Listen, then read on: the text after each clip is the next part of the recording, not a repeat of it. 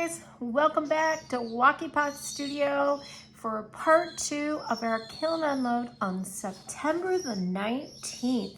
Yes, I do know what date it is now. That was kind of funny earlier. We had no clue what the date was. But in this second part of the video, I'm going to share with you the different combinations that we used on the pieces that are in the kiln. There are some oldies, some goodies, and some brand new combos in here. If you hear lots of chirping in the background, yes, we're on bird babysitting duty again. So I think they're starting to decide that they would like to be fed again. So we'll see. Let me get you put down so we can get started. All right, on this first combo, this is the one that has become now an oldie and a goodie for us. I call it my freckle mugs. It's all Mako glazes, and I use Sandstone, Cenote, and Shipwreck, and it is 2 overlapping bands of each of those.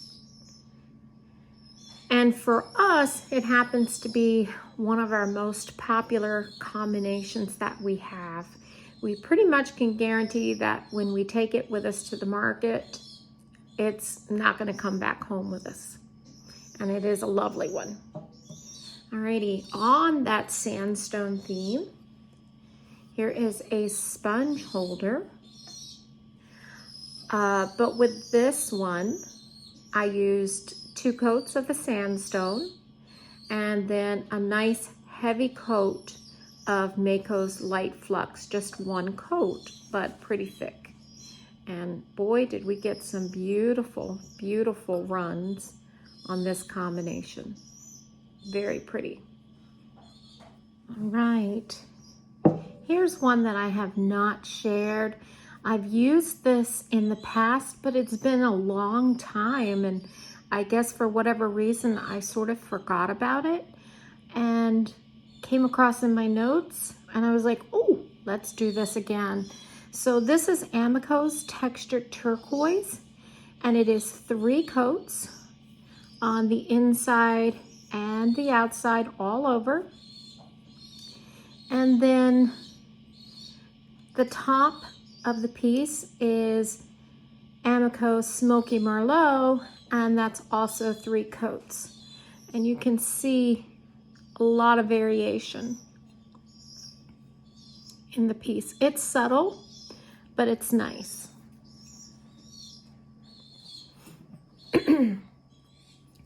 This is another one that I use quite frequently at the market, especially since we are in a beach area. This one is the Blue Heron, and the combination is snow on the inside, 2 coats from Amico. There's that beautiful Mako sandstone, 2 coats at the bottom. And then above that, I have a coat of 2 coats of floating turquoise, 2 coats of Spanish moss, and then 2 coats of Louisiana Bayou. And these 3 are from Spectrum. And I do have the Louisiana Bayou on the Blue Heron and then wiped it back and used a coat of zinc-free clear. This next one is a new glaze for a new glaze combo. I absolutely think it just looks like fall leaves completely. Absolutely stunning, and such a simple one to do. It is Amico's Deep Sienna Speckle, and that's on the bottom 2/3. And then it is Amico's Deep Olive Speckle, and that's on the inside and the top 2/3. So you can see where this band is, where they overlap, and it just looks really, really nice. Very pretty, very fall. All right. This little mug is just so super cute. It is Mako's blue splatterware, 2 coats of that, and then on the carved band is Amico's Cobalt Celadon, 3 coats. Super, super cute combination. Okay. This mug is showing 2 coats of Amico's Honey Flux in a band around the middle. Overlapping that band is Spectrum's Curry, 2 coats, and Spectrum's Cactus, 2 coats. And it is the Honey Flux on the inside.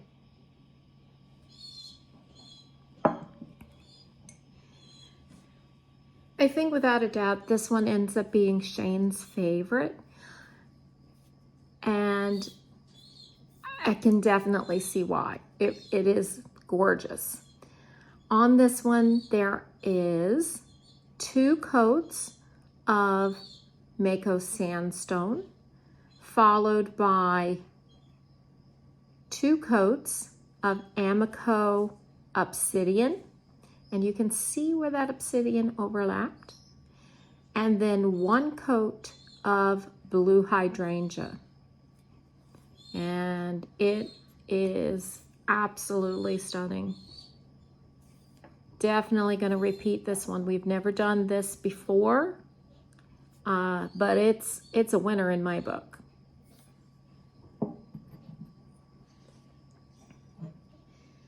This is not a combo, but this is just exquisite. Again, it is so important sometimes to have a glaze that by itself is a stunner, and Mako's Olive Float on our white stoneware clay, it's a stunner. And this is 3 coats. I just look at that. That's so beautiful. All right. Here is another new combination. This one again, the 2 coats of Honey Flux, overlapped by Mako's Blue Surf, 2 coats, and Mako's Tropical Teal, 2 coats, and Tropical Teal on the inside. And get a nice look from that. It separates out and we have some runs happening. Really pretty. Right. And then I think one of my favorites that came out of the kiln this time. Again, something different for us, but I've been trying to put some colors together that I don't normally put together, and this one really turned out phenomenal, I think. It is Mako's, well, first of all, it's that 2 coats of Honey Flux in a band, and then I overlapped it with 2 coats of Mako's Eggplant and 3 coats of Amico's Deep Firebrick Red, and did the same thing with the handle, and on the inside is the Deep Firebrick Red. And it really is pretty, very nice. Okay, and the final thing I wanted to share with you all were some of the Amico Celadon glazes that I used.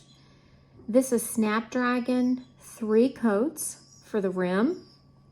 There's only 1 coat of Snapdragon that was put on at the beginning and then wiped off, and then a zinc-free clear from Mako was used, and I put on 2 coats of that.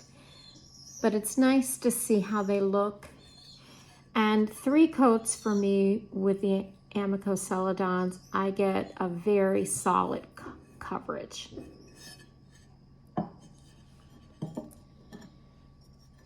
This is Amico Celadon Deep Sea. Shows texture really well.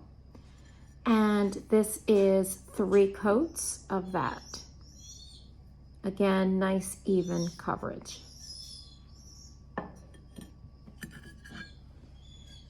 And on the last thing, I have used, well, there was the Deep Sea, but then it is also mulberry, wiped back, and then the zinc-free clear. But this is Amico Celadon mulberry, again, 3 coats on the rim.